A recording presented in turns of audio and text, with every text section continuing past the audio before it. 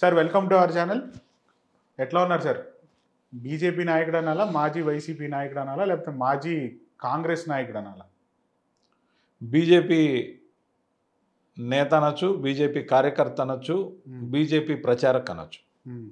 నేను ఇప్పుడు బీజేపీలో ఉన్నా, బీజేపీ కోసమే పనిచేస్తా. రాబోయే రోజుల్లో బీజేపీకి ఎంత ప్రముఖంగా పనిచేస్తానో మీరు చూస్తారు. అంటే మీరు ఇప్పటికి 3 పార్టీలు మారారు. ఎస్.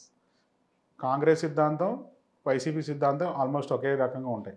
కానీ బీజేపీలో సిద్ధాంతం వేరే సిద్ధాంతం కదా, ఎట్లా ఉండగలుగుతారు దాంట్లో? బీజేపీ సిద్ధాంతం వేరైనా రాద్ధాంతం లేదు. ఒక వర్గంలాగా పార్టీ నడపట్ల. పార్టీకి సభ్యత్వం ఉంది, పార్టీలో బలమైన కార్యవర్గం ఉంది, బలమైన సిద్ధాంతం అంటే ఒక అజెండాతో, ఒక కార్యదీక్షతో, దేశం పట్ల, ధర్మం పట్ల అంకిత భావంతో పనిచేస్తుంది. ఖచ్చితంగా దీనికి ఒక ప్రాతిపదిక ఉంది.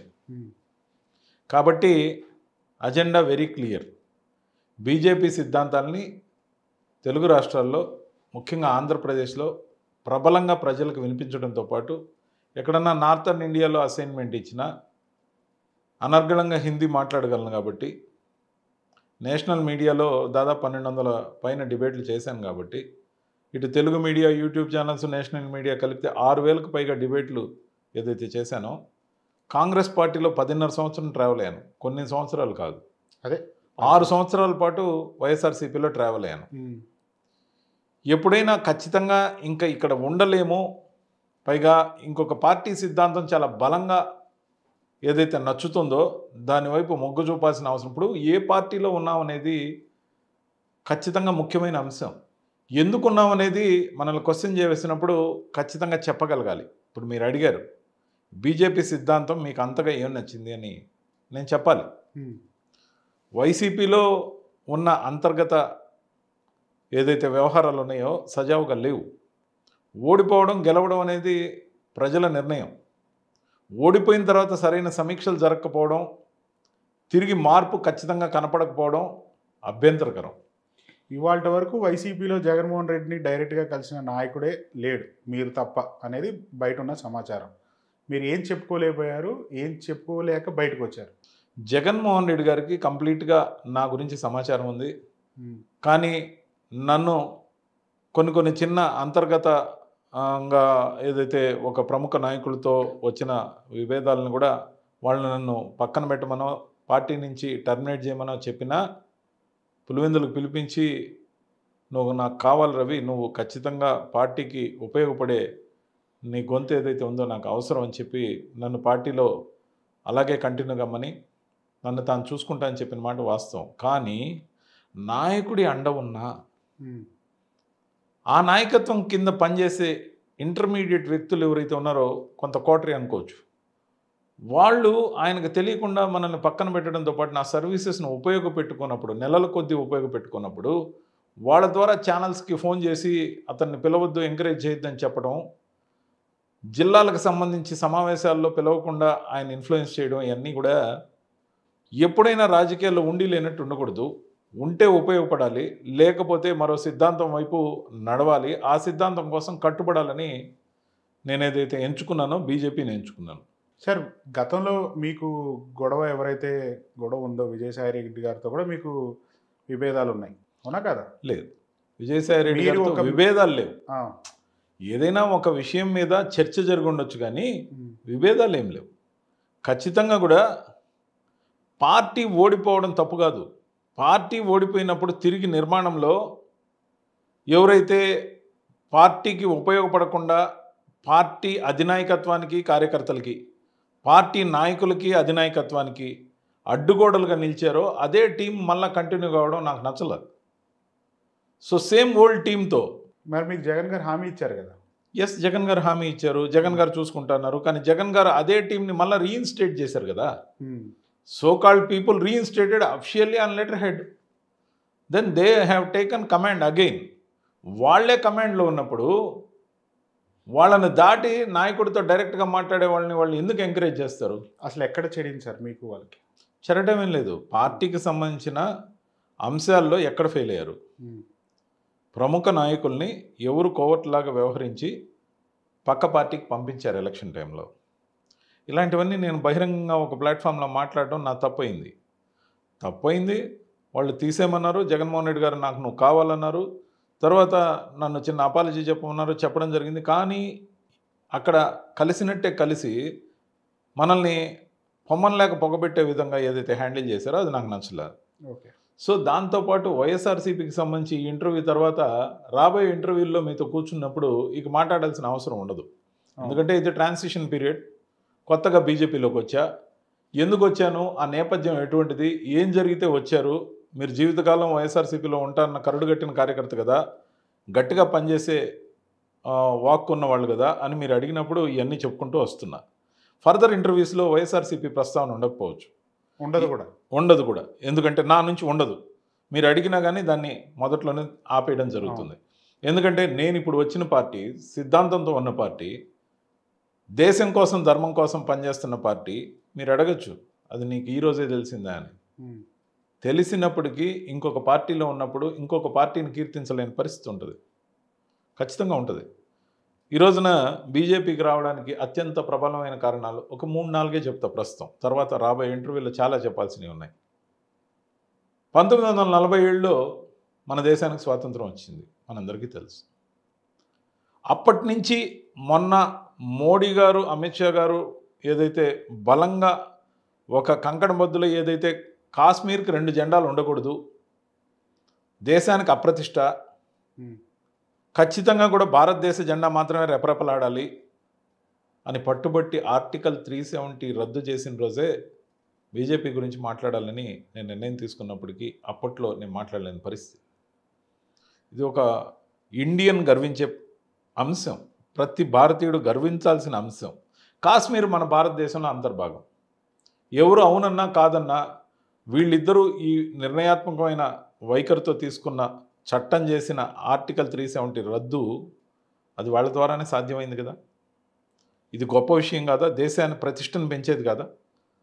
ఎంతో కాలం నుంచి చూసాం మనం. కాంగ్రెస్ హయాంలో మొదట్లో బీజేపీ వచ్చినప్పుడు వాళ్ళు పడ్డ ఇబ్బంది, నోట్ల రద్దుకు దారితీసిన పరిస్థితి కూడా బయట దేశం వాళ్ళు మన కరెన్సీని ప్రింట్ చేసి చొరబాటుదారులకి రాళ్లు రువ్వమని డబ్బు ఇచ్చిన సంఘటన ద్వారా కాశ్మీర్లో రాళ్లు రువ్వడం, జవాన్లు గాయపడడం, కొందరు చనిపోవడం మనం చూసాం. ఏది ఈరోజు కాశ్మీర్లో ఆ పరిస్థితి లేదే. కట్టడి చేయగలిగారా లేదా? ఇప్పుడు రాళ్లు రువ్వే సంఘటనలతో మన జవాన్లు ఇబ్బంది పడడం లేదు కదా. అది భారతదేశానికి బీజేపీ ఇచ్చిన వరమా కాదా? గొప్ప విషయం కాదా? సో ఇది ఒక ప్రధానమైన అంశం నచ్చడానికి. దాంతోపాటు ఈ దేశ విభజన, భారతదేశ విభజన స్వతంత్రం వచ్చినప్పుడు మత ప్రాతిపదికన దేశం విభజన జరిగింది. మత ప్రాతిపదికన దేశం విభజన జరిగింది 47లో అయితే 1951లో తీసుకొచ్చిన నల్ల చట్టం ఈ దేశాన్ని వేధిస్తున్న విషయం నేను కాంగ్రెస్లో ఉన్నన్ని రోజులే కాదు, వైఎస్ఆర్సీపీలో ఉన్నన్ని రోజులే కాదు, మొన్నటి వరకు పార్లమెంట్లో వక్ఫ్ చట్టంకి దానికి సంబంధించిన అమెండ్మెంట్స్ తేవాల్సిన ఆవశ్యకత గురించి పార్లమెంట్లో మాట్లాడుతున్నప్పుడు వినబడ్డ ఆ వ్యాఖ్యలు, స్పీచ్ ఏదైతే ఉందో అది నా మీద చాలా ప్రభావం చూపించింది. ఇంత దుర్మార్గంగా జరిగిందా? 1951లో తీసుకొచ్చిన ఆ చట్టం ఎంత దుర్మార్గమైందంటే, దేశంలో వక్ఫ్ బోర్డు చట్టంలో కొన్ని వేల ఎకరాలు ఒక్కొక్క జిల్లాలో దేశం అంతా ప్రార్థనా స్థలాలు, రైతుల పొలాలు, ఇళ్ళు, నగరాలు, గ్రామాలు వక్ఫ్ బోర్డు పరిధిలో ఉంటే వాళ్ళకి నచ్చినప్పుడు అక్కడ భూముల రేట్లు పెరిగినప్పుడు వాళ్ళు ఒక ఫైన్ డే వాళ్ళు ఒక నోటీస్ ఇస్తే ఇదంతా మా భూమి, మీకు హక్కులు లేవని అమ్మేదానికి లేదు, కొనేదానికి లేదు. అటువంటి దుర్మార్గమైన పరిస్థితి వచ్చినప్పుడు ఆ రైతులు నివ్వెరిపోయినప్పుడు సుప్రీంకోర్టు దాకా పోదాం అనుకున్నా కూడా సుప్రీంకోర్టు కూడా దఖలు పడకూడదని తీసుకొచ్చిన ఆ నల్ల చట్టం కాంగ్రెస్ పార్టీ చేసిన దురాగతంగా ఈ మధ్య వరకు నిజంగా తెలియదు. మరి ఇటువంటి చట్టానికి పూర్తిగా రద్దు చేయకపోయినప్పటికీ దేశ ప్రయోజనాల దృష్ట్యా ఎవరైతే వాటిని అనుభవంలో, ముఖ్యంగా దీంట్లో విచిత్రమైన విషయం, పాండ్యులు చోళులు కట్టిన గుళ్ళు, గోపురాలు కూడా వాళ్ళ వక్ఫ్ బోర్డు పరిధిలో ఉన్నాయి. అనేక ఆస్తులు ఉన్నాయి, అనేక ప్రాచీన కట్టడాలు ఉన్నాయి. ఇవన్నిటినీ గురించి అమెండ్మెంట్స్ తెస్తాం అని ఒక బిల్లు తీసుకొచ్చినప్పుడు ఇవన్నిటికి మీరు ఇన్స్పైర్ అయ్యారా? ఎస్, నేను చెప్తాను. మనిషికి తెలిసినప్పుడు ఇన్స్పైర్ కావడం నేరం కాదనుకుంటా. మనం ఎప్పుడు లేస్తే ఆ రోజే సూర్యోదయం కనపడుతుంది. లేదంటే మనకి నిద్రలో చీకటి సార్ ఇవాళ వైసీపీలో మీరు గనక మీకు వచ్చే రెస్పెక్ట్ వచ్చి మీకు ప్రెస్ మీట్లకి వెళ్ళనిచ్చి మీరు మీ మాట మాట్లాడింది ఉంటే ఇవన్నీ ఇన్స్పిరేషన్ ఇస్ అ డిఫరెంట్. నేను ఒక మాట చెప్తాను ఇన్స్పిరేషన్ ఆ విషయంలో నేను వైసీపీలో ఆ విషయంలో మేము మీకు క్లారిటీ ఇస్తాం. ముఖ్యంగా ఏదైతే ఈ వక్ఫ్ బోర్డు సంబంధించి అమెండ్మెంట్స్ తీసుకొస్తామంటే ఆంధ్రప్రదేశ్లో చంద్రబాబు నాయుడు గారు ఏమో వక్ఫ్ బోర్డుని రద్దు చేశారు. కొత్త చట్టం వచ్చాక దానికి అనుగుణంగా కొత్త బిల్లు తీసుకొస్తామని చెప్పారు.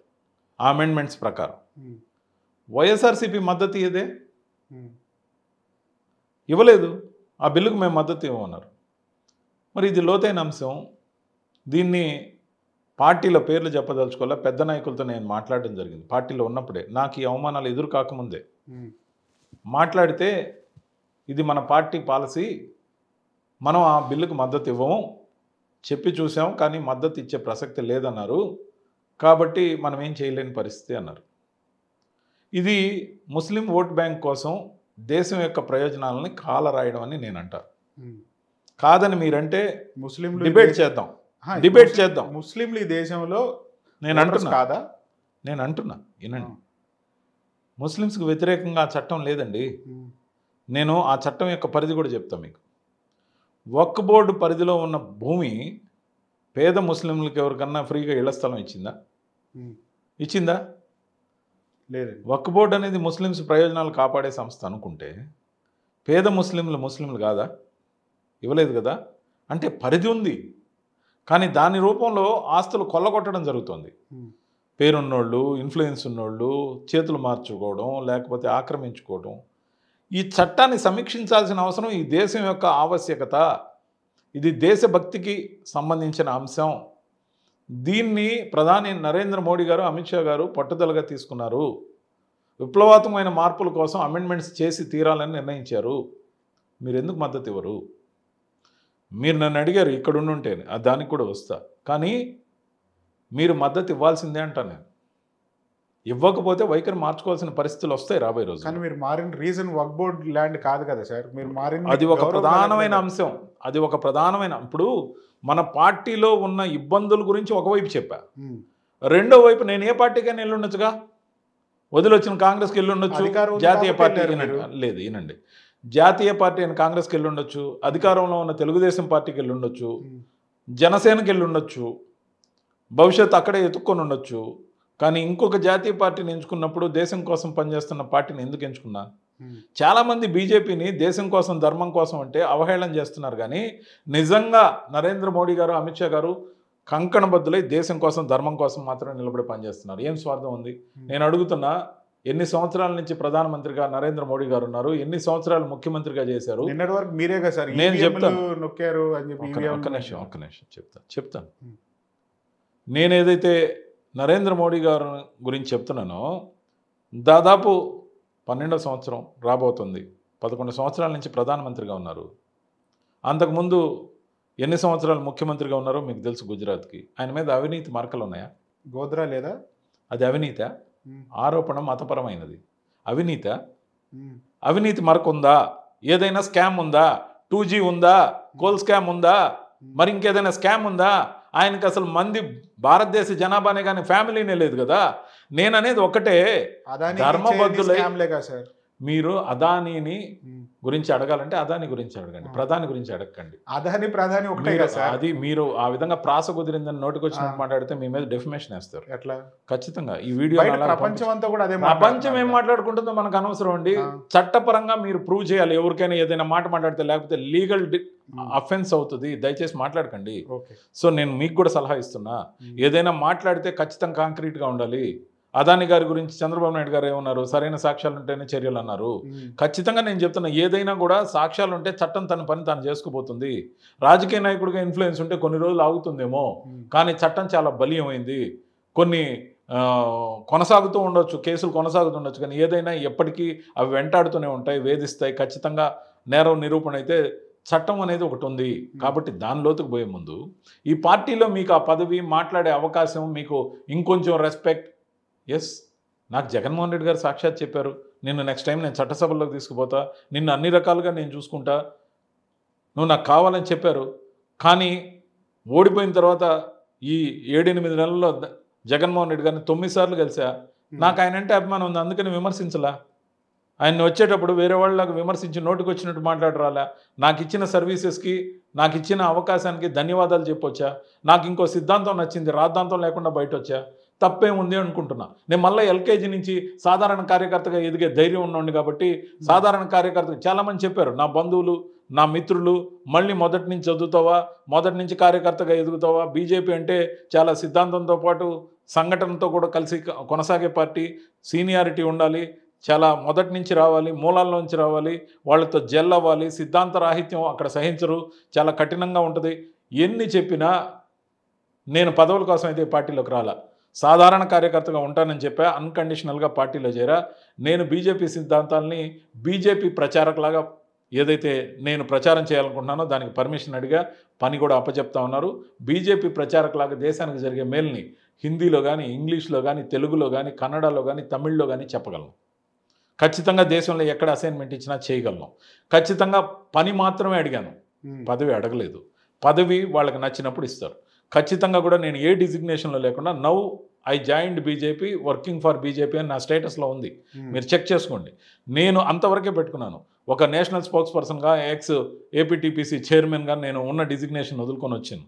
కాబట్టి అక్కడ ఉన్న గౌరవం అక్కడ ఉన్నా, ఇక్కడికి ఎందుకు వచ్చానో నేను మీకు చెప్పా. ఖచ్చితంగా కూడా రాబోయే రోజుల్లో బీజేపీ సిద్ధాంతాల ప్రచారకర్తగా ముందడుగు వేస్తా. ఇకపోతే లోపాలు, అవమానాలు, వర్గాలు అనేవి అన్ని పార్టీల్లో సహజం, ఏ పార్టీ అయినా అతీతం కాదు. కానీ ఖచ్చితంగా అన్నిటినీ తట్టుకుంటా. రెస్ట్ ఆఫ్ మై లైఫ్ నేను బీజేపీలోనే లైఫ్ టైం ఉండాలని యాంబిషన్తో వచ్చా. నాకేం తొందర లేదు, కంగారు లేదు, నాకేం ఆశ లేదు, పదవి మీద మోజు లేదు. మొత్తానికి బీజేపీ ప్రచారకగానే పనిచేస్తా. నా పనితీరు మాత్రం అందరికి కనపడేలాగా, వినబడేలాగా మాట్లాడతా. నా బలం, నా గళం.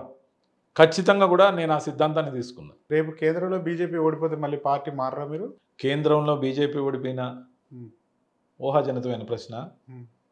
అది జరిగినా, ఇంకోటి జరిగినా, ఎక్కడైనా ఈరోజు మనది 13 జిల్లాల పార్టీ కాదు, 14 రాష్ట్రాల్లో అధికారంలో ఉంది, 10 రాష్ట్రాల్లో ప్రతిపక్షంలో ఉంది. ఖచ్చితంగా కూడా ఏదో ఒక పక్కన ఒక పని ఉంటుంది. నేను పని మాత్రమే అడిగేవాడికి, సిద్ధాంతం కోసం పనిచేసేవాడికి అధికారంతో ఏం పని? నేను ఇప్పుడు వైఎస్ఆర్సీపీ సిద్ధాంతం ఫాలో కావాలంటే ఏం ఫాలో కావాలి చెప్పండి? వాట్ ఈజ్ యువర్ సిద్ధాంతం? Where is your membership? మీకు తెలియలేదా? నేను అడుగుతున్నా. 6 నెలలు పనిచేసిన. అవునండి, పేదలకి సంక్షేమం అన్నారు, సంక్షేమం మాత్రమే సరిపోలేదని జనం తీర్పిచ్చారు. కొత్తగా మన సిద్ధాంతాలు ఏంది ఏమన్నా మాడిఫై చేసామా? 6 నెలల్లో టైం ఉంటే అంటే ఎగ్జామ్స్ అప్పుడు చదువుతారా మీరు? అంటే సంవత్సరం రోజులకి ఎగ్జామ్ వస్తుందంటే రాత్రి పగులు కోచింగ్ సెంటర్లు ఏ విధంగా పనిచేస్తున్నాయి, లేకపోతే ప్రైవేట్ విద్యా సంస్థలు ఎలా చెప్తున్నాయి, కొత్తగా ఆధునీకరించబడిన ప్రభుత్వ పాఠశాలలు కూడా ఎంత పకడ్బందీగా ఏదైతే చదివిస్తున్నారో పిల్లల్ని, 5 సంవత్సరాలకు ఒకసారి వచ్చే పండగ కదని ఆఖరి 6 నెలలు చదువుతూ ఉంటే ఎలా కుదురుద్ది? నేను ఆఖరి 6 నెలలు అనలేదు, మొదటి ఓడిపోయి 6 నెలలు ఏదైతే రీకన్స్ట్రక్షన్ జరుగుతుందో ఇది అంటే రిలాక్సేషన్ పీరియడా? Party is not relaxed. ఎక్కడ రిలాక్స్ కాలేదు. మీరు కేవలం ప్రెస్ మీట్ల ద్వారా తిట్టడానికి, విమర్శించడానికి, మనం ఉంటే ఆ స్కీమ్లు వస్తాయి, ఈ స్కీమ్లు వస్తాయి. నేను అడుగుతున్నా, వైఎస్ఆర్సీపీ పార్టీ పెట్టి 14 సంవత్సరాలు అయింది. మొన్న 1,05,00,000 మెంబర్స్ మాకు చేరారు, పార్టీ కార్యకర్తలుగా ఉన్నారు. లెక్క కొంచెం అటు ఇటు ఉండొచ్చేమో, కొన్ని లక్షల్లో కూడా తేడా ఉండొచ్చేమో. కానీ వేర్ ఈజ్ యువర్ సభ్యత్వం? ఎక్కడ మీ కార్యవర్గం? ఎవరు ఎన్నుకున్నారు? మీరు నియమించిన వాళ్ళు కార్యవర్గంలో ఉంటారు. నాకే గతంలో మీడియా కోఆర్డినేటర్ పదవి ఇచ్చారు, పని చేయనీలా. పదవి ఇచ్చినా పని చేయనీరు, పని ఇచ్చినా పని చేయనీరు, పని చేస్తాను వచ్చినాడికి పని చెప్పరు. అసలు మీ దగ్గర సిద్ధాంతం లేదు, రాద్ధాంతం తప్ప, వర్గం తప్ప, గట్టు పంచాయతీ తప్ప రాజకీయ పార్టీకి ఉండాల్సిన ఏ లక్షణం లేనప్పుడు అది మార్పు తీసుకురావాలని ఓడిపోయిన రోజు నుంచి నేను అక్కడే ఉన్నది అంతా చూస్తున్నా. మార్పు అంటే జనాలకి నాయకుడు అందుబాటులో ఉండాలి. నాయకుడి కోసం ఒక 300 మంది వస్తే, ఒక 50 మందిని కలిస్తే 250 మంది తిట్టుకుని వెళ్ళిపోతే అదేం రాజకీయం? మీరు చెప్పండి. నేను సాక్షాత్తు అక్కడ ప్రజెన్స్లో చెప్తున్నా. ప్రతిరోజు 200-300 మంది కనీసం వచ్చేవాళ్ళు, 500-600 మంది వచ్చిన రోజులు ఉన్నాయి ఓడిపోయిన తర్వాత కూడా ఆయన చూడడానికి, జగన్మోహన్ రెడ్డి గారిని. ఆయన్ని కలవకుండా ఎవరు అడ్డుకుంటున్నారు? ఇదే కోటరీ రోజు ఆయన ఉన్న 2 గంటలు 3 గంటలు సమావేశాలు పెట్టుకోవడం, పోయేటప్పుడు ఒక 50 మందికి ఫోటో మాత్రమే ఇచ్చి మాట్లాడే ఛాన్స్ లేకుండా ఉండడం, మీరు మాత్రమే మాట్లాడుకుంటూ 2-3 గంటలు గడపడం, అది వారానికి 2 రోజులు 2.5 రోజు మాత్రమే పనిచేయటం. ఇప్పుడు ఓడిపోయినప్పుడు కసి ఉంటుంది, కరెక్ట్. ఎక్కడ ఫార్ములాలు తప్పు చేసామనే ఆలోచన ఉంటుంది. అందరి వాడిని కులం, మతం, ప్రాంతం, పార్టీలకు అతీతం అన్న రోజు 151 సీట్లు వచ్చాయి.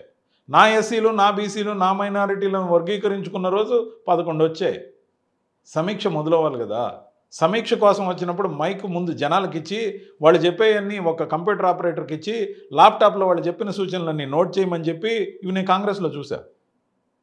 నోట్ చేయమని చెప్పి వాటన్నిటికీ సరైన సమాధానాలు రాసి ఫర్దర్ మీటింగ్లో వాళ్ళు తీసుకున్న చర్యల గురించి చెప్పేవాళ్ళు. ఇక్కడ ఏది నోట్ చేయడం ఉండదు. సమీక్ష పేరుతో వచ్చిన వాళ్ళకి జగన్మోహన్ రెడ్డి గారు మాత్రమే మైక్ తీసుకొని తను చెప్పేది ఏంటంటే, మనం ఉండుంటే ఈ పాటికి ఈ స్కీమ్లు వచ్చిండేవి, జనాలు తిట్టుకుంటున్నారు ఈ ప్రభుత్వాన్ని, 5 సంవత్సరాలు 5 నిమిషాల్లో గడిచిపోద్ది. ఎస్, ఎవరికి గడిచిపోద్ది? డబ్బు సంపాదించిన వాళ్ళకి గడిచిపోద్ది. పార్టీ క్యాడర్ గడిచిపోద్దా? పార్టీ కార్యకర్తలకు గడిచిపోద్దా? ఇంటి పెద్ద ఓడిపోతే ఇల్లు దివాలా తీస్తుంది. మిమ్మల్ని నమ్ముకున్న ప్రజలు చాలామంది ఇబ్బందుల్లో ఉన్నారు. మిమ్మల్ని నమ్ముకున్న కార్యకర్తలు దివాలా తీశారు. మిమ్మల్ని నమ్ముకున్న నాయకులు ఏం చేయాలో తెలియక నెత్తి పట్టుకుంటున్నారు. సో దిశ దశ నిర్దేశం కాకపోగా వర్గాలుగా విడిపోయిన పార్టీలో కొంతమంది ఆధిపత్యం చెలాయిస్తూ వాళ్ళు చెలాయించే ఆధిపత్యంలో వాళ్ళకి సంబంధించి మాటినే వాళ్ళకి మాత్రమే అక్కడక్కడ నియామకాలు జరుగుతూ ఆ నియోజకవర్గం ఈ నియోజకవర్గంకి మళ్ళీ ఇటు అటు మార్పులు చేసుకుంటూ నెలకి 4-5 పదవులు వేసుకుంటూ లేకపోతే ప్రెస్ మీట్ల ద్వారా తిట్టించి ప్రెస్ మీట్లు పెట్టిన వాళ్ళ మీద కేసులు వస్తే వాళ్ళు పోతే ఇంకొకరిని మళ్ళీ ప్రెస్ మీట్లో పెట్టి కేసులు ఇరుక్కునే వాళ్ళని పక్కాగా రక్షించే చర్యలు కూడా తూతూ మంత్రంగా జరుగుతుంటే, అంటే ఇదే విధంగా 4.5 సంవత్సరం గడిపి ఆ చివరి 6 నెలలు బలమైన నాయకుల్ని, డబ్బున్న నాయకుల్ని ఇన్ ద సెన్స్ పోటీలో పెట్టి మళ్ళీ ఇంకోసారి అదృష్టాన్ని పరీక్షించుకుంటే, మళ్ళీ ఒకవేళ పొరపాటు జరిగితే పార్టీ ఉనికి సంగతి ఏమో కానీ మిమ్మల్ని నమ్ముకున్న వాళ్ళందరూ నట్టేట్లో మునిగిపోతారు. ఎంతవరకు కరెక్ట్? ఒక వర్గంగా మారిపోయిన పార్టీలో వాళ్ళ ఆధిపత్యం ఎంతవరకు కరెక్ట్? ఇది జగన్మోహన్ రెడ్డి ఓడిపోయినప్పుడు కాంగ్రెస్ పార్టీలో నేను ఒక కల్చర్ చూసా. కాంగ్రెస్ పార్టీలో గ్రూపులు బలంగా ఉంటాయి. ప్రతి ఒక్క నాయకుడికి ఒక గ్రూప్ ఉంటుంది. పెద్ద గ్రూప్ నుంచి చిన్న గ్రూప్ దాకా ఎవరి స్థాయిని బట్టి వాళ్ళ గ్రూప్ ఉంటుంది. ఎలక్షన్ అంటూ వచ్చింది అంటే మొత్తం గ్రూపులన్నీ ఒకటే కొట్లాడతారు. మళ్ళీ ఎలక్షన్ గెలిచినాక మళ్ళీ విడిపోయి కొట్లాడతారు వాళ్ళల్లో వాళ్ళు పదవుల కోసం. కానీ ఎలక్షన్ అప్పుడు కూడా కలిసి పనిచేయలేదే. ఎవరి గ్రూప్ వాళ్ళదే. నా మనిషి నా మాట నెగ్గాలనుకునే తత్వం. ఇది రాజకీయ పార్టీగా మనుగడ సాధించడం ఈ పద్ధతితో కష్టం. ఒకవైపు నచ్చిన సిద్ధాంతం గురించి మాట్లాడాలనే ఆలోచన, ఆశ, ప్రాంతీయ పార్టీలో ఉండి జాతీయ విధానాల గురించి మాట్లాడలేని బలహీనత. నాకు వచ్చిన ఆఫరు ఎలక్షన్కి ముందే బీజేపీలో చేరమని అడిగారు.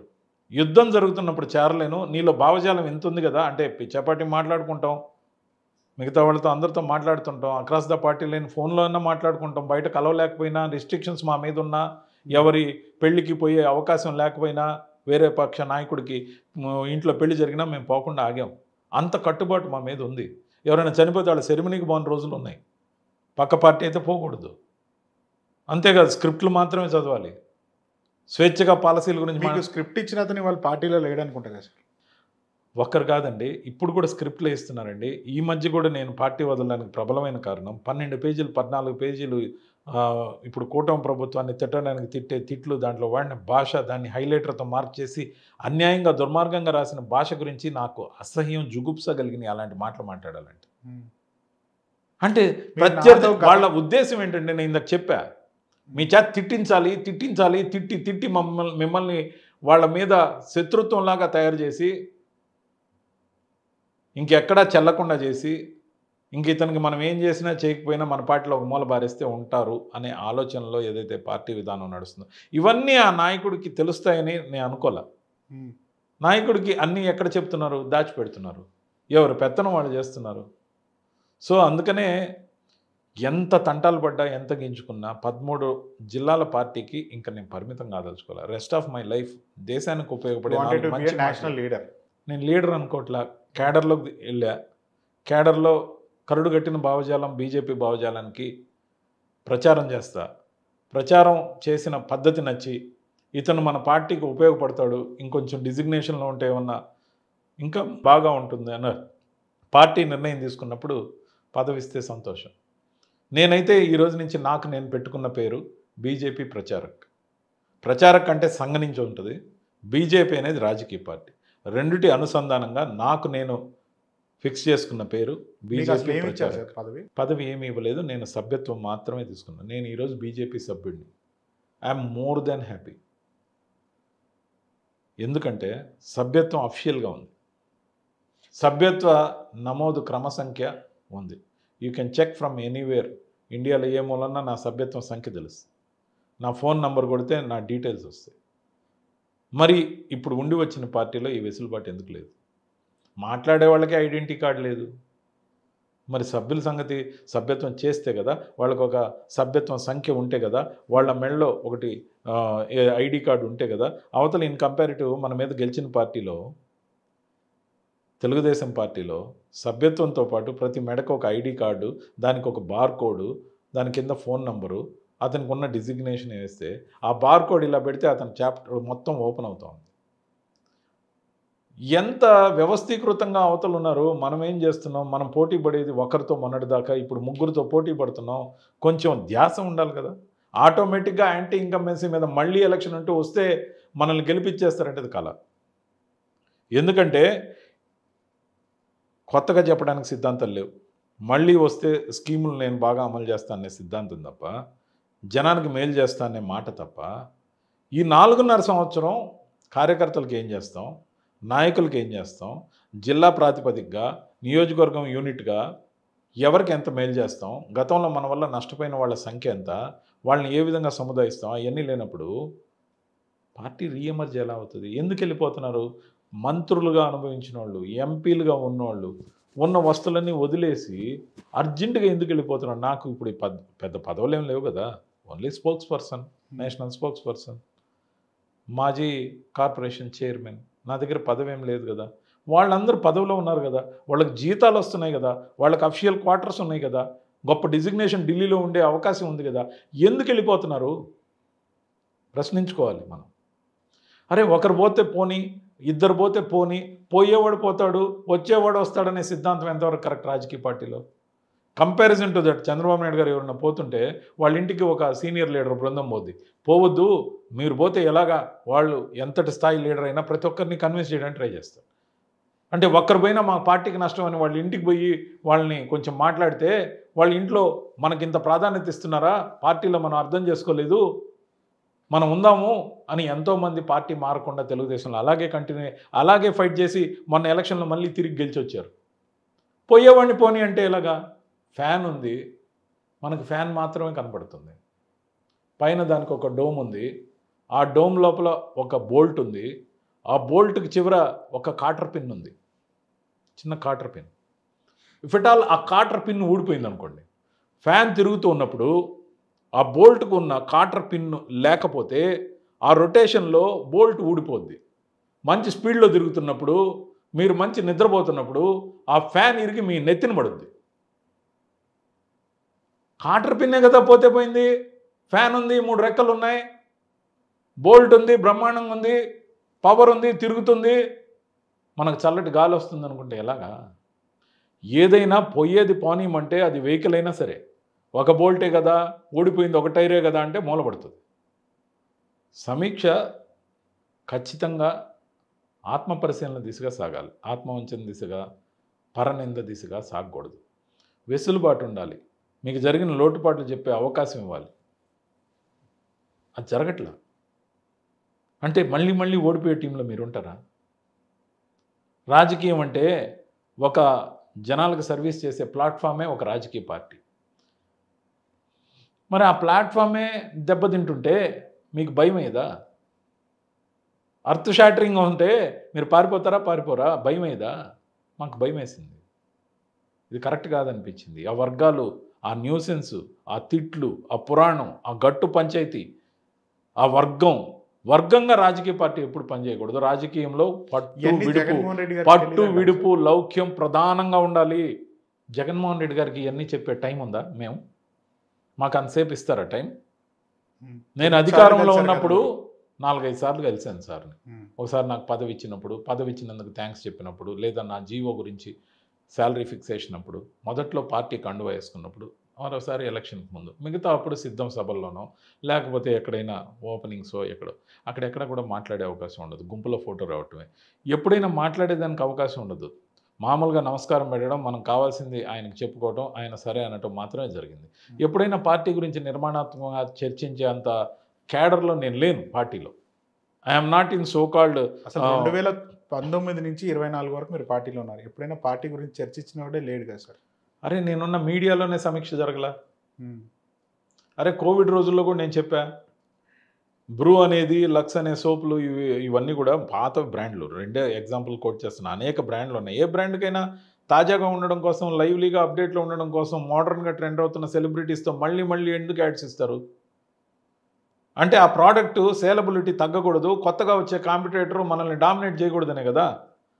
మరి మన ప్లాట్ఫామ్ని గురించి మనం విస్తృతంగా ప్రచారం చేయమంటే అందరికి పోలో మన సోషల్ మీడియా వాళ్ళు గట్టిగా చేయండి, కరుడు కట్టిన భావజాలంతో పనిచేయండి అంటే వాళ్ళు అయితే ఫ్రీగా వస్తారని వాళ్ళని మాత్రం పురమాయించి ఒక్క ఛానల్ ఇంటూ 11 ఛానల్స్ పనిచేస్తుంటే, వాళ్ళు రాత్రి పగులు డిబేట్స్ పెడుతుంటే మనం వెనకబడిపోతున్నాం, మనం చేసిన పనులు చెప్పుకోలేదు, దయచేసి మనం ప్రచారం కోసం కొంత బడ్జెట్ కేటాయించుకోవాలని నేను జూమ్ కాన్ఫరెన్స్లో చెప్పిన ఉదంతాలు ఎన్నో ఉన్నాయి. ఒక్కరంటే ఒక్కరైనా మీడియా ప్రతినిధుల సమావేశం ఎంటైర్ అధికారంలో ఉన్నప్పుడు ఒక్కసారి కూడా జరపల. ఒక్కసారి కనీసం ఎలక్షన్ ముందు కూడా జరపల. ఎవరు చూసేవాళ్ళు సార్ ఆ రోజుల్లో? పేర్లు నేను ఎందుకు చెప్పాలి? నేను బయటకు వచ్చేసారు కదా. అయినా చెప్పను, అదే నా సంస్కారం. కానీ మీకు ఎక్కడో మీలో జగన్మోహన్ రెడ్డి మీద ఎక్కడో ప్రేమ ఇంకా చచ్చిపోలే. జగన్మోహన్ రెడ్డి గారు అంటే నాకు ఇష్టమే, కానీ జగన్మోహన్ రెడ్డి గారు వ్యవహరిస్తున్న తీరుతోనే ఈ కోటరీ అంతా మార్పు చేరలేదు. ఆయన అయ్యో పాపం ఉంటే ఉంటారులే, మనతో నమ్ముకొని ఉన్నారులే అనుకుంటే పార్టీ మనుగడ కష్టం. ఇంత పెద్ద మాట నేను అనకూడదు. అలాగే ఉంటే పార్టీ మనుగడ కష్టం. అభిమానం వేరు, అభిమానం వేరు, కానీ ఏదైతే ఆచరణ ఉంటుందో అభిమానంతో సాధ్యం కాదు. మీకు నచ్చిన హీరో ఉంటారండి, ఎవరైనా సినిమా చూస్తారు, ఒక్కోసారి బాగలేకపోయినా బాగుందంటారు. పూర్తిగా ఫ్లాప్ అయినాక మార్కెట్లో ఫ్లాప్ అయిందని మొత్తం అందరికీ తెలిసిపోయాక కూడా బాగుందంటే మనల్ని చూసి నవ్వుతారన్నవరా? అభిమానం వేరు. మరి ఇంకోసారి చేసేటప్పుడు ఎలా చేయాలా? పకడ్బందీగా చేయాలి కదా. ఫార్ములాలు ఎక్కడ తప్పుపడ్డాయో చూసుకోవాలి కదా. బయట వచ్చేసాను కాబట్టి, ఇంకా పార్టీ గురించి నెక్స్ట్ ఇంటర్వ్యూలో మాట్లాడాను కాబట్టి, ట్రాన్సిషన్ పీరియడ్లో ఇంత లెంగ్త్ మాట్లాడా. బీజేపీ సిద్ధాంతాలను విస్తృతంగా ప్రచారం చేస్తా, గొప్పగా ప్రచారం చేస్తా, నిస్వార్థంగా ప్రచారం చేస్తా. నన్ను ఏమైనా డిజిగ్నేషన్ మీకు ఇచ్చారా? నా డిజిగ్నేషన్ నేను బీజేపీ ప్రచారకగా మాత్రమే చెప్పుకుంటున్నా. బీజేపీ ప్రచారక్, దీంట్లో అభ్యంతరం ఎవరికి ఉండదు. సరే, ఇప్పుడు మీరు టీడీపీని కూడా ప్రమోట్ చేస్తారా వాళ్ళ స్కీమ్స్? ప్రమోట్ చేయాల్సిన అవసరం అంటే మీ కూటమి కదా సార్. నేను చెప్తా, టీడీపీని జనసేనని ప్రమోట్ చేయడం నా బాధ్యత కాదు. నేను బీజేపీకి సంబంధించిన పార్టీలో ఉన్నా. బీజేపీ సిద్ధాంతాలని విస్తృతంగా ప్రచారం చేయడం నా బాధ్యత. At the same time BJP కూటమిలో భాగస్వామి, కూటమి ప్రభుత్వం నడుస్తుంది కాబట్టి వాళ్ళు ఏమైనా తప్పులు చేస్తే నన్ను వాళ్ళ గురించి అడిగినప్పుడు వాళ్ళకు అనుకూలంగా అది కరెక్ట్ అయితే కరెక్ట్ అని చెప్తా, లేకపోతే ఆ పద్ధతిని కొంచెం సమీక్షించుకోవాలని కూడా నేను చెప్తా. కానీ సున్నితంగా చెప్తా, ఖచ్చితంగా చెప్పాల్సిందే. సరే, వాళ్ళ పక్షాన్ని కూడా నేను సమాధానం చెప్తా. తెలుగుదేశం పార్టీ తరపున కూడా డిఫెండ్ చేస్తా, జనసేన తరపున కూడా డిఫెండ్ చేస్తా, బీజేపీ తరపున నిలబడతా, బీజేపీ సిద్ధాంతాలని ప్రచారం చేస్తా. నేను తెలుగుదేశం సిద్ధాంతాలు, జనసేన సిద్ధాంతాలు ప్రచారం చేయడానికి చెయ్యమని బీజేపీ చెప్తే చేస్తా. నేనున్నది బీజేపీ పార్టీలో. బీజేపీ పార్టీ సిద్ధాంతం నా సిద్ధాంతం. అట్ ద సేమ్ టైం కూటమి ధర్మాన్ని పాటిస్తూ కూటమి పార్టీలను విమర్శించను. కూటమి పార్టీలకు సంబంధించి మీరు క్వశ్చన్స్ సంధిస్తే వాటిని డిఫెండ్ చేసే బాధ్యత నాది. సరే, ఇప్పుడు రేపు వచ్చే రాజకీయ డేస్లో మీరు ఇండివిజువల్గా బీజేపీలో పోటీ చేస్తుందా, లేకపోతే మళ్ళీ కూటమిలోనే కలిసి ఉంటుందా బీజేపీ ఆంధ్రప్రదేశ్లో? ఊహాజనితమైన ప్రశ్న. పొత్తు ఎప్పుడు కుదిరింది? 30 రోజుల ముందు కన్ఫర్మ్ అయింది. 2024 అనేది ఒక స్పెషల్ ఎడిషన్ సార్. సరే, నేను అంటున్నా 24లో పొత్తు అనేది ఎప్పుడు కుదిరింది? నెల రోజుల ముందు కుదిరింది కన్ఫర్మ్గా. కోడ్ రాబోయే ముందు కుదిరింది. మరి ఇప్పుడే దాని గురించి సమాధానం ఎలా చెప్పమంటారు? అంటే మీలాంటి సీనియర్ నాయకులు అందరూ కూడా దాంట్లో చేరుతున్నారు కాబట్టి. నేను చాలా పెద్ద సీనియర్ ఏం కాదు sir. 15 years of span is not small. కానీ 15 years నుంచి బీజేపీలో లేను కదా. At I'm a kid here. అంటే నా ఏజ్ కాదు ఇక్కడ. నేను వచ్చిన సమయం, సందర్భం ఒక వారం రోజుల వ్యవధి అయింది నేను పార్టీలో చేరి. కాబట్టి ఇక్కడ చిన్నపిల్లలు క్యాప్ బీజేపీలో సిద్ధాంతం ఉంది. ఇక్కడ సార్, మనకు కొత్తగా పని పెళ్లి ఉంది. చేసుకున్నప్పుడు ఏదైనా ఇక్కడ బాగానే మనకు ఉంటుంది పని కదా ఉంది. ఇక్కడ పెళ్లితో దయచేసి దాన్ని పోల్చొద్దు. మీరు ఇందాక పెళ్లి అని కూడా అన్నారు, ఆఫ్ ద రికార్డ్ మాట్లాడేటప్పుడు. ఆఫ్ ద రికార్డ్ మాట్లాడి మీరు ఇంటర్వ్యూలో ఎలా మాట్లాడతారు? ఆఫ్ ద రికార్డ్ మాట్లాడేదానికి సాక్ష్యం ఉంటే ఇంటర్వ్యూ ఆపేద్దాం, ఆఫ్ ద రికార్డు ప్రసారం చేసుకోండి. నేను అనేది ఒకటే, నేను ముఖ్యంగా చెప్పేది ఒకటే. ఈరోజు సార్, ఏదైనా ఒక కొత్త కంపెనీలోకి వెళ్ళినప్పుడు కానీ, ఎక్కడైనా కొత్తగా ఫ్రెండ్షిప్ కుదిరినప్పుడు కానీ, కొత్త మనుషులతో మనం కలిసినప్పుడు ఫ్రెండ్షిప్ వేరు, అంతా బాగానే ఉంటుంది. ఫ్రెండ్షిప్ వేరు. ఒక సంవత్సరం గడిస్తే కానీ Friendship మనకి లోపల ఎట్లా ఉంది ఏంటి అనేది తెలియదు కదా. 30 సంవత్సరాల నుంచి నా ఫ్రెండ్స్ అలాగే ఉన్నారు. చిన్నప్పుడు ఫ్రెండ్స్ ఇంకా ఇప్పటికీ అలాగే ఉన్నారు. ఎందుకు ఉన్నారు చెప్పండి మీరు? రేపు వయసు నేను చెప్తా, స్వార్థం లేకపోవడం, ఒకరి నుంచి ఒకరికి ఏమీ ఆశించకపోవడం, ఒకరినొకరు అప్పులు ఇచ్చి వెనకబడి మళ్ళీ వాళ్ళని డబ్బులు అడగకపోవడం, ఎప్పుడైతే ఆర్థిక లావాదేవీలు, స్వార్థ ప్రయోజనాలు ఎప్పుడైతే మిత్రత్వంలోనో పార్టీల్లోనో ఏర్పడతాయో పొరపచ్చాలు రావచ్చు. పార్టీల్లో మరీ ముఖ్యంగా ఇంకో కోణం ఏంటంటే, పదవుల కోసం ఆశపడి పదవుల కోసం మనం పాకులాడుతున్న క్రమంలో ఒక వర్గంలో మనం ఉన్నప్పుడో లేకపోతే ఇంకోటి, నేను ఏది ఆశించటం లేదు, వస్తే దేవుడిదే అనుకుంటా. నిజంగా చెప్తున్నా, నాకు వచ్చే ఏ పదవైనా దేవుడి దయ, బీజేపీ అధిష్టానం యొక్క నిర్ణయం. నేనుగా పదవి అడిగి పనిచేయడానికి రాలే.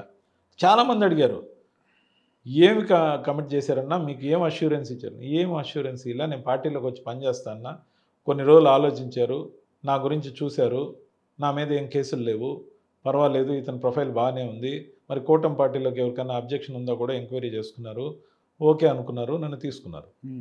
అంతే జరిగింది. కాబట్టి నేను పని చేస్తానంటే రానిచ్చారు, వచ్చాను, పని మాత్రమే చేస్తాను, పని మాత్రం అడిగాను. ఖచ్చితంగా నన్ను ఖాళీగా ఉంచొద్దు, పార్టీ తరపున పని ఇవ్వండి, ఏదైనా మన భావజాలాన్ని సిద్ధాంతాన్ని ప్రచారం చేసే పని ఇవ్వండి, వీలైనంత వరకు నన్ను ఆంధ్రప్రదేశ్కి సంబంధించి డిబేటర్గా కూడా ఉంచొద్దు, కుదిరితే నేషనల్ మీడియాలో మాట్లాడే అవకాశం ఇవ్వండి, లేదు హిందీ బెల్ట్లో పని ఇవ్వండి, లేదా సమావేశాలకి ఉపన్యాసం ఇవ్వడానికి, మన సిద్ధాంతాల గురించి జనబాహుళ్యంలోకి తీసుకెళ్ళడానికి అవకాశం ఇవ్వండి.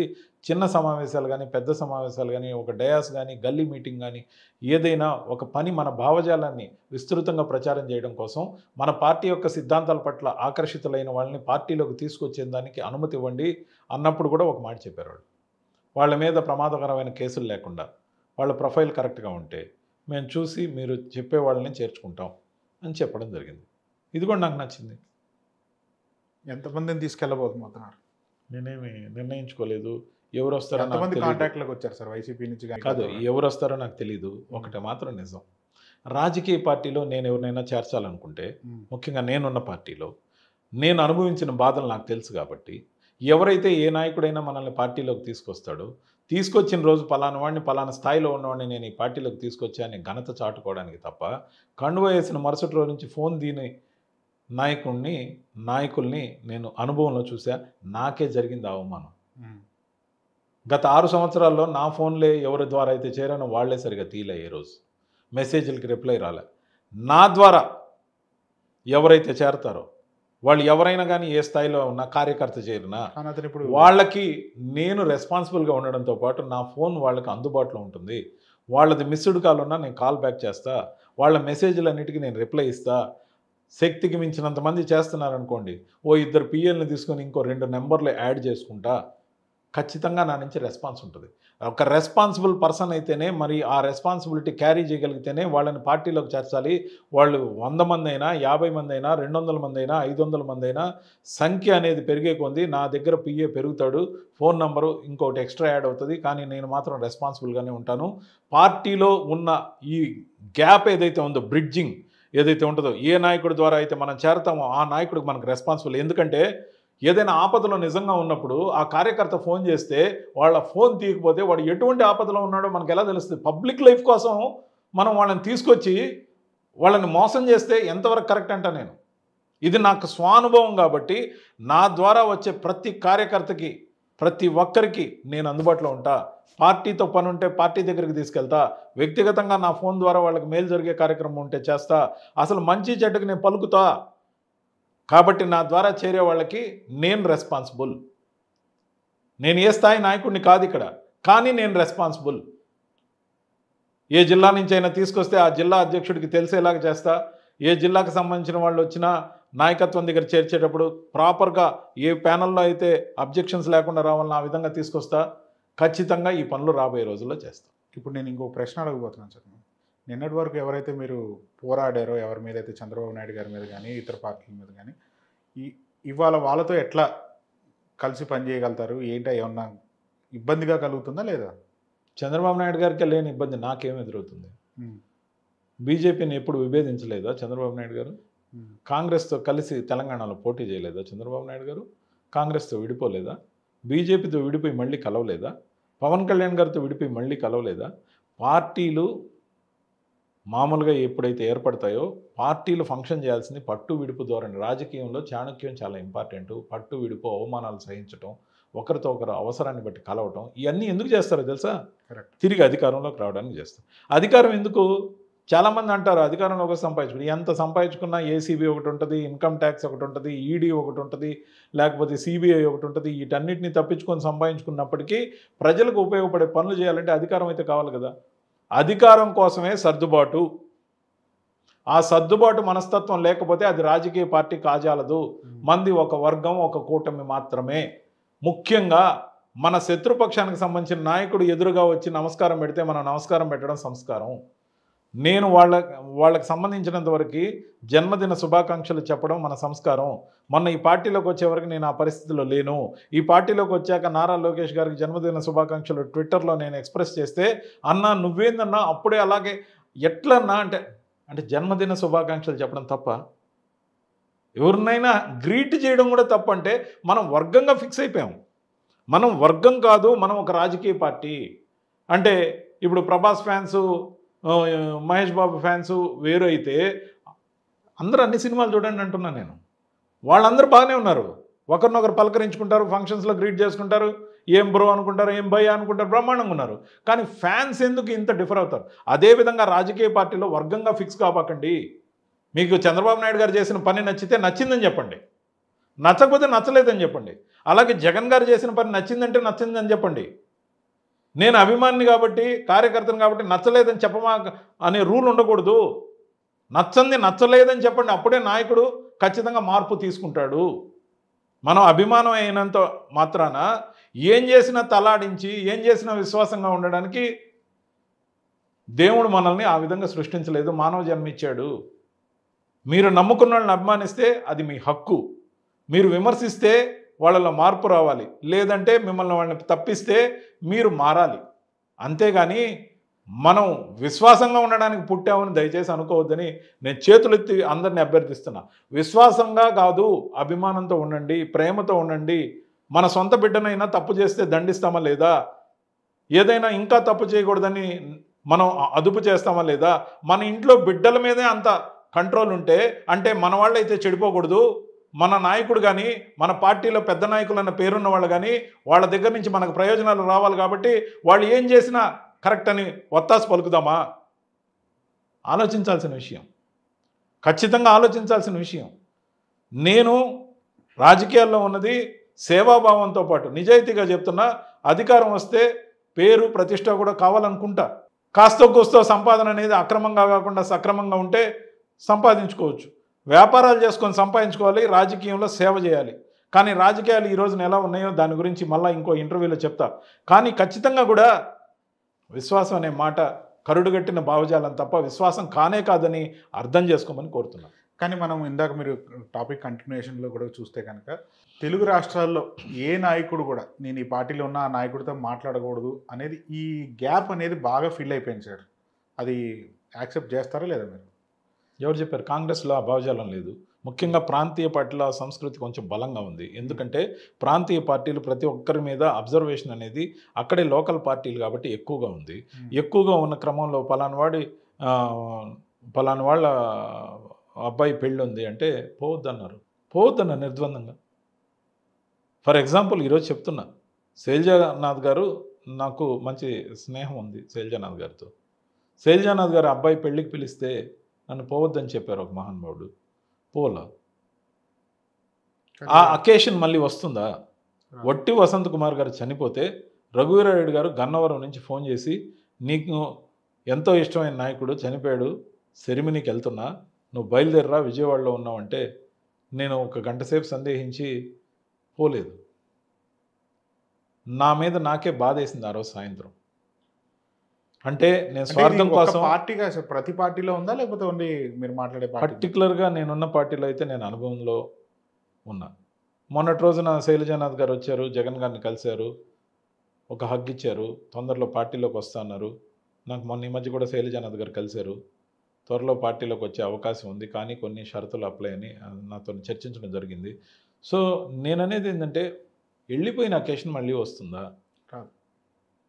అందుకని నేను కోరుకునేది ఒకటే, చంద్రబాబు నాయుడు గారి బర్త్డే అయితే మనం ఎప్పుడైనా శుభాకాంక్షలు చెప్తే తప్ప, జగన్ గారికి శుభాకాంక్షలు బర్త్డేకి తెలుగుదేశం పార్టీ వాళ్ళు చెప్తే నేరమా? జనసేన అధ్యక్షుడు పవన్ కళ్యాణ్కి చెప్తే నేరమా? నరేంద్ర మోడీ గారికి చెప్తే నేరమా? ఒకవేళ ట్విట్టర్లో కానీ మనం ట్వీట్ పెడితే మనం ముద్దాయిగా మిగలాల్సిన పరిస్థితి ఉండకూడదంట. అది ఏ పార్టీ అయినా ఉండకూడదు అనుకుంటున్నాం. స్వేచ్ఛ అనేది మానవుడి హక్కు అండి. ఈ రోజుల్లో హాఫ్ నిక్కర్ వేసుకొని అర్ధరాత్రుల వరకు తిరుగుతున్నారు, అది స్వేచ్ఛ. అది ఒక వేరే స్వేచ్ఛ. కానీ నేను అనేది సంస్కారవంతంగా ఒకరికి బర్త్డేకో లేకపోతే ఒకరికి రెస్ట్ ఇన్ పీస్ అనో పెట్టి సమాచారంతో ఒక ట్విట్టర్లో వేదికగా పెట్టుకున్న ఆ ట్వీట్ని హైలైట్ చేసి నాయకుడికి చూపించి ఇదేదో నేరం చేస్తున్నాడు ఇతను మనతో సక్రమంగా మనస్ఫూర్తిగా పనిచేయడం లేదని చెప్పే కంప్లైంట్ చేసే సంస్కృతి ముఖ్యంగా ప్రాంతీయ పార్టీల్లో ఉండకూడదని కోరుకుంటున్నా. మిగతా ప్రాంతీయ పార్టీలో ఎంతవరకు ఉందో నాకు తెలియదు. నేను ఉండి వచ్చిన మొన్నటి పార్టీలో మాత్రం ఖచ్చితంగా ఉంది. ఇది నాయకులు తీసుకుని ఒక నిర్ణయం తీసుకుని అందరూ కలిసిమెలిసి మాట్లాడుకోవచ్చు కదా. ఎవరెవరు మాట వింటారండి? ఎవరెవరు మాట వింటారు? పార్టీ అధ్యక్షులందరూ చెప్పాలి. మనం అందరం ఎప్పుడైనా పార్టీ అధ్యక్షుడు కార్యవర్గంతో కూర్చొని చిట్ చాట్ చేసాడా? అంటే I'm not talking about individual party, నేను అనేది అన్ని పార్టీలు నాయకులు కూడా. నాకు తెలిసినంతవరకు మిగతా పార్టీల కన్నా ఎక్కువగా నేను ఉండి వచ్చిన పార్టీలో ఈ సంస్కృతి బలంగా ఉంది. ఎందుకు ఉంది అంటే ఈ పార్టీలో ఉన్న గ్రూపులు ఏవైతే ఉన్నాయో వాళ్ళు ఒకరినొకరు రిస్ట్రిక్ట్ చేసేదానికి. ఇప్పుడు సపోజ్ ఇంకో పెద్ద నాయకుడిని ఫాలో అవుతున్నా, ఇంకో పెద్ద నాయకుడికి నా మీద కోపం ఉంది, నేను పెట్టిన ఈ ట్వీట్ని జగన్మోహన్ రెడ్డి గారికి చూపించైనా సరే నా ఎదుగుదల ఆపుతారు. ఇది ఎక్కడ కాదు కదా, అందరికీ జరిగినాయి అనే కదా ఆరోపణ. నేను చూశాను కాబట్టి పర్టికులర్గా చెప్తున్నానండి. అందుకనే నాకే సిగ్గేసింది. 2 అకేషన్స్ మాత్రమే చెప్పా. ఇలాంటి అకేషన్స్ చాలా ఉన్నాయి. 2 కోట్ చేసా. ఒకటి పెళ్లికి సంబంధించింది, ఒకటి సెరమనీకి. ఇలాంటి అకేషన్స్ చాలా మిస్ అయిపోయాను. నేను ఇక మీదట ఈ పార్టీలో ఉన్న ఏ పార్టీలో ఏ పెద్ద నాయకుడు పిలిచినా ఇర్రెస్పెక్టివ్ ఆఫ్ పార్టీ, రేపు వైఎస్ఆర్సీపీ పార్టీ నాయకుడు కూతురు పెళ్ళి ఉన్నా, ఇంకో కార్యక్రమం అయినా, ఇంకో దానికైనా నేను అటెండ్ అవుతా. నాకు ఇన్విటేషన్ వస్తే నేను అటెండ్ అవుతా. ఓకే, ఈ స్వేచ్ఛ నాకు కావాలి. ఇది నేను కోరుకుంటున్నాను. రైట్ సార్, మీరు బాగా ఎదగాలని కోరుకుంటూ సెలవు తీసుకుంటున్నాం సార్. ఇంకా చాలా ఇంటర్వ్యూస్ మాకు ఇవ్వాలని. నమస్కారం. ఖచ్చితంగా మనం టచ్లో ఉంటాం. మళ్ళీ ఇంటర్వ్యూలు చేద్దాం. Right, thank you.